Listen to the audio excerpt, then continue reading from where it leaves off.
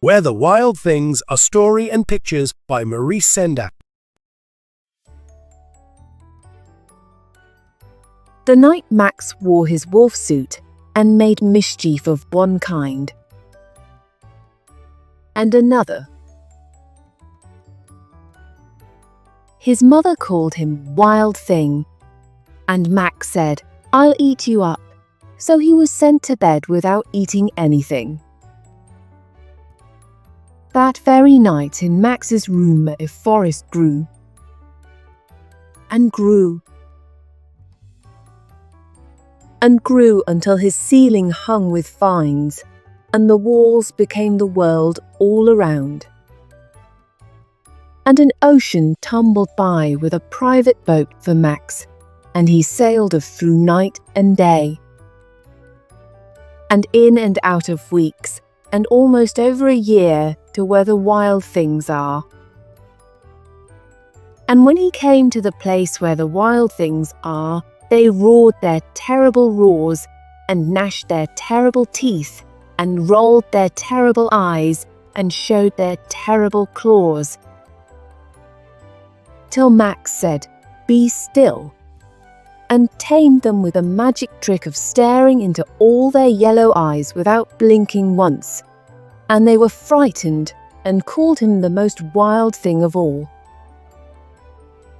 and made him king of all wild things. "And now," cried Max, "let the wild rumpus start."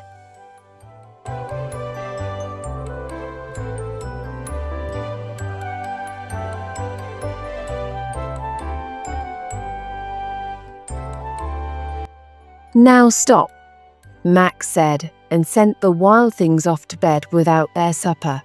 And Max, the king of all wild things, was lonely and wanted to be where someone loved him best of all. Then all around from far away across the world he smelled good things to eat, so he gave up being king of where the wild things are. But the wild things cried, "Oh, please don't go, we'll eat you up. We love you so." And Max said, "No."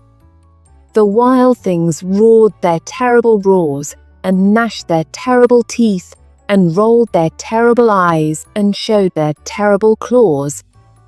But Max stepped into his private boat and waved goodbye, and sailed back over a year, and in and out of weeks, and through a day, and into the night of his very own room, where he found his supper waiting for him.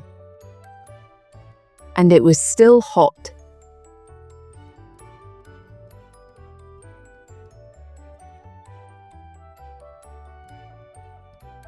The end.